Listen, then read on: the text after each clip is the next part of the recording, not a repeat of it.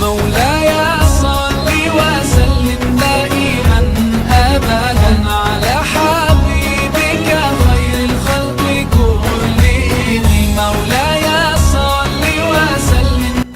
Assalamualaikum warahmatullahi wabarakatuh. Kami dari kelompok 6, nama saya Ridho Rizky dan dua rekan kelompok saya Indah Adani dan Novia Ramadhani. Di sini kami akan mempresentasikan hasil kerja kelompok kami dengan materi tentang zakat. Adapun materi pembahasan zakat ini, yang pertama pengertian zakat, yang kedua apa saja macam-macam zakat, yang ketiga apa saja harta benda yang wajib dikeluarkan zakatnya, yang keempat siapa saja yang berhak menerima zakat, dan yang kelima apa saja hikmah dari zakat.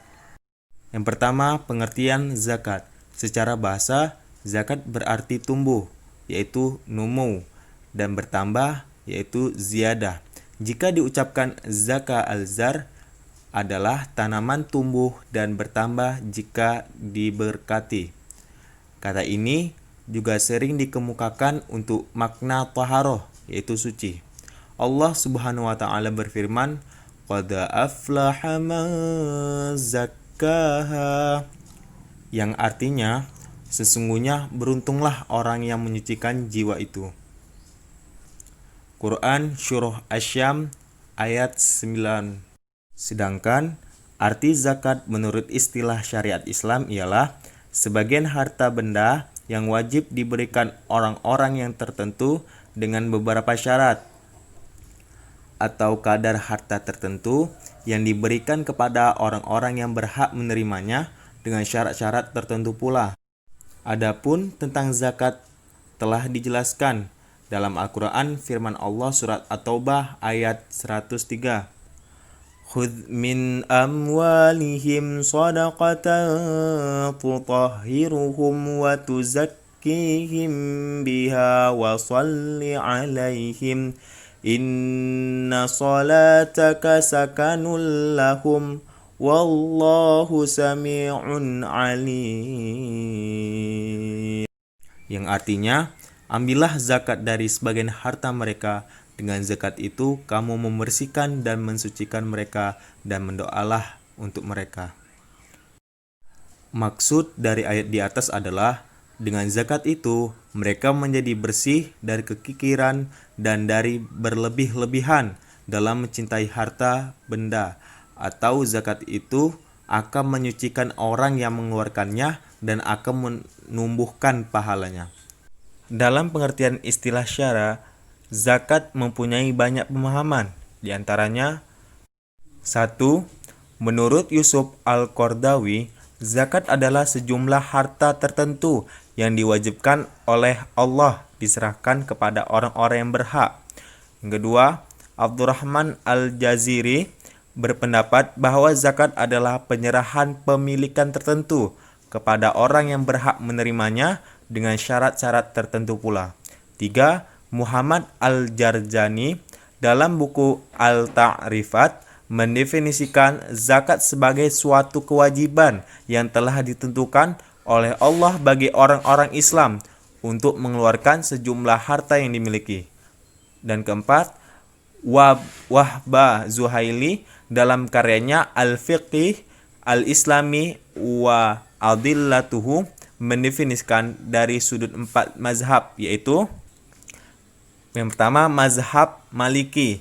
Zakat adalah mengeluarkan sebagian yang tertentu dari harta yang tertentu pula yang sudah mencapai nisab, yaitu batas jumlah yang mewajibkan zakat kepada orang yang berhak menerimanya, manakala kepemilikan itu penuh dan sudah mencapai haul, yaitu setahun, selain barang, tambang, dan pertanian. Yang kedua, mazhab Hanafi. Zakat adalah menjadikan kadar tertentu dari harta tertentu pula sebagai hak milik yang sudah ditentukan oleh pembuat syariat semata-mata karena Allah Subhanahu wa taala. Yang ketiga, mazhab Syafi'i. Zakat adalah nama untuk kadar yang dikeluarkan dari harta atau benda dengan cara-cara tertentu. Yang keempat, mazhab Hambali. Berikan definisi zakat sebagai hak kadar tertentu yang diwajibkan untuk dikeluarkan dari harta tertentu untuk golongan yang tertentu dalam waktu tertentu pula. Dari beberapa pendapat di atas dapat dipahami bahwa zakat adalah penyerahan atau penunaian hak yang wajib yang terdapat di dalam harta untuk diberikan kepada orang-orang yang berhak seperti tertulis dalam surah At-Taubah ayat 60. Innamas shadaqatu lil fuqara'i wal masakini wal 'amilina 'alaiha wal mu'allafati qulubuhum wa fir riqabi wal gharimina wa fi sabilillahi wa ibnis sabil faridatan minallah wallahu alimun hakim.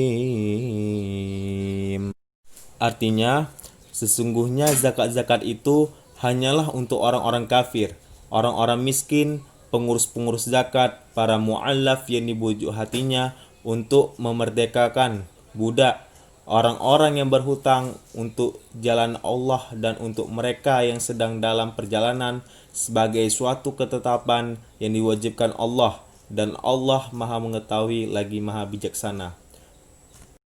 Selanjutnya, macam-macam zakat. Yang pertama, zakat fitrah. Zakat fitrah adalah zakat yang wajib dikeluarkan muslim menjelang Idul Fitri pada bulan Ramadan.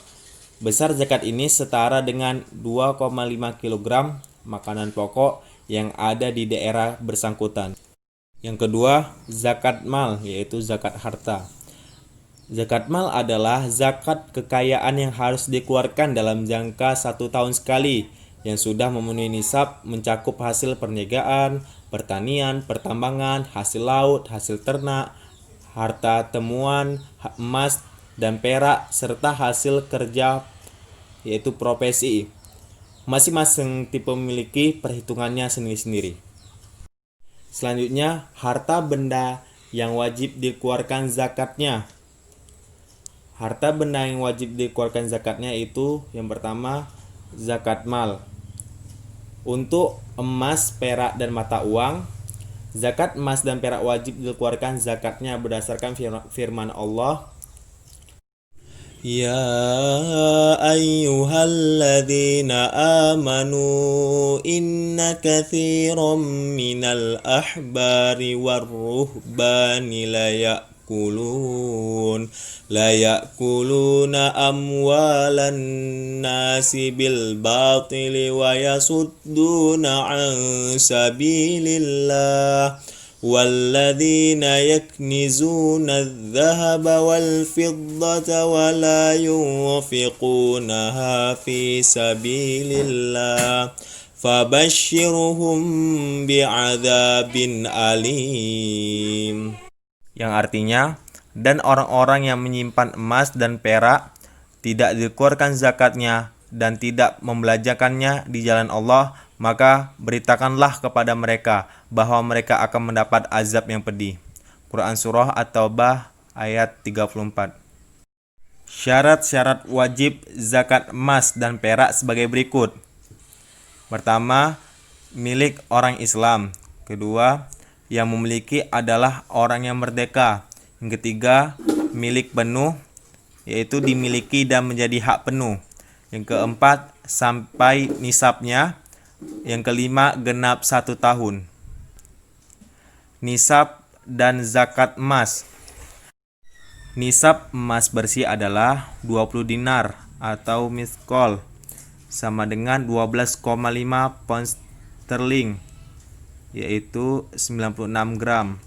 Zakatnya 2,5% atau 1/4 puluhnya.